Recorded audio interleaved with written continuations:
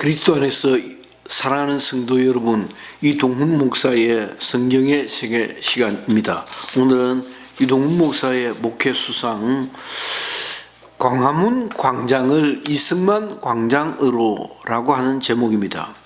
대한민국은 일제 36년 후 1948년 8월 15일 정부를 수립함으로 이루어졌다.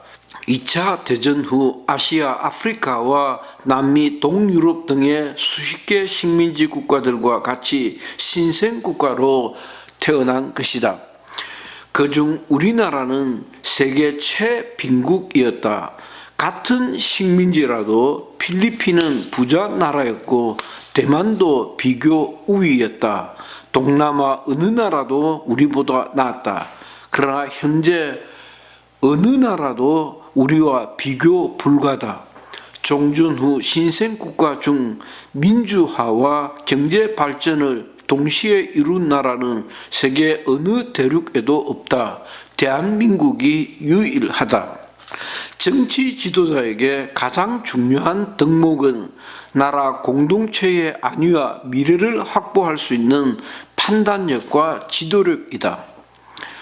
그런데 언제부터인가 우리 사회 일각에서 우리의 현대사를 일방적으로 왜곡 폄훼하는 것이 마치 큰 자랑인 양 오도된 분위기가 만연하다. 젊은 날에 나도 예외가 아니었다. 70년대 초 대학 진학을 했던 나는 반민주 장기 독재의 수괴인 박정희 대통령을 없애는 것이 지구 지상의 그리스도인으로 사명인 줄 알았다.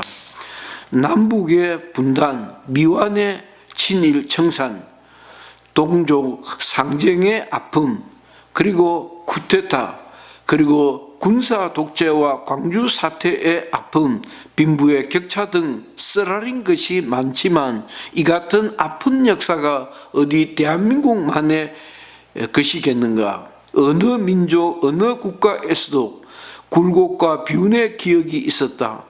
밝은 면 이면의 어두운 기억은 외회가 없는 것이 역사의 현실이다. 우리 역시 자랑스러운 현재 역사 배후에 아픈 기억을 지니고 있었던 것이다. 그중 어뜸이 이승만과 박정희라는 두 전직 대통령에 대한 평가다. 이승만은 민주공화국 대한민국의 건국 대통령이다. 해방된 나라는 북에는 사회주의 공산국가 소련이, 남에는 자유민주주의의 선두주자인 미국이 영향력이 절대적인 상태에서 심한 진통을 앓고 있었다. 그 와중에 전체 국민의 절대적 지지를 받고 있는 이승만이 있었다. 이승만은 일찍 기독교에 귀의하고 계속된 미국 유학 생활을 통해 좌우 이념 대립이 어떠한 것을 보았고 향후의 세계는 어떻게 흘러갈 것을 헤아려 미국식 자유주의 정치 체제의 요지 부동이었다. 일부의 지적같이 이승만의 선택은 개인적 야심이 앞서 분단된 국가라도의 방점이 있었던 것이 아니라 자유민주주의 국가 수립에 있었던 것이다. 이를 두고 종북적이고 친중국적 좌파 세력들은 남북 분단의 원인을 이승만에게 일방적으로 전가시키는 경향이 짙다. 그러나 만일 이승만이 감상적 통일지상주의에 젖어있던 김구에 밀려 연방제나 사회주의에 이끌렸다면 과연 오늘의 대한민국이 가능했을까? 공산주의적 전체주의의 전략과 폐해를 아는 사람이라면 천부당, 만부당한 망상임을 인정하지 않을 수 없을 것이다. 이승만의 전 생애는 조국의 해방과 애족이 전부였다 해도 과언이 아니다. 그는 해방 이후 한반도의 운명을 이시조선으로도 되돌리지 아니했고 사회주의에도 맡기지 않고 자유민주주의를 선택했다. 그의 탁월한 국제식견과 선택이 대한민국의 운명을 일찍 결정했던 것이다.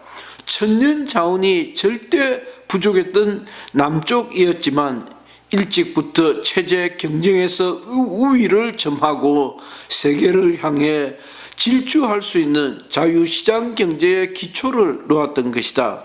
결과적으로 최빈국 대한민국은 불과 70년 만에 세계 12위의 경제 규모를 가진 선진국 반열에 서게 되었다. 박정희도 예외가 아니다. 이승만이 자유민주주의를 위해 분단의 멍에를 졌다면 박정희는 근대화를 위해 장기 독재라는 십자가를 졌다 생각한다. 그는 오늘 대한민국의 근대화의 기초를 완벽하게 마련해 두고 이 세상을 떠났다. 여러 나라를 다녀보기 전까지는 내 나라에 대한 진정한 가치를 잘 모른다. 대한민국은 세계가 부러워하는 나라가 되었다. 박정희의 근대화를 언급하며 빠지지 않는 것이 독일 광부 그리고 간호사들의 스토리다.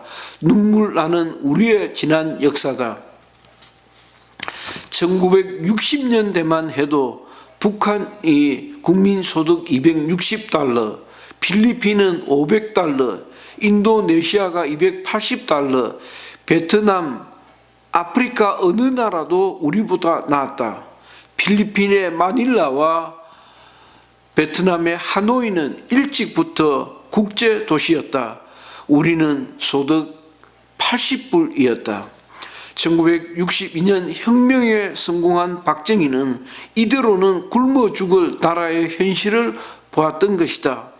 잘 살아보세, 잘 살아보세 라는 새마을운동 노래는 그렇게 나왔다. 국정의 최우선 과제가 경제개발이었다. 이를 해결하기 위해 한일협정을 했고 월남 파병도 했던 것이다. 포항제철과 중화학공업 그리고 경부 고속도로의 건설, 새마을운동 모두 그의 탁월한 해안에서부터 나왔다. 그는 정말 대단한 민족적 근대화의 지도자였다. 한글을 창제한 세종과 이순신의 역사도 자랑스럽다. 그러나 오늘날 대한민국을 논함에 이승만과 박정희를 초월하고는 정말 답이 없다. 이승만이 건국의 아버지라면 박정희는 가난에서 벗어나게 한 근대화의 아버지다. 이 위대한 두 전직 대통령의 기념관이 없는 나라가 대한민국이다.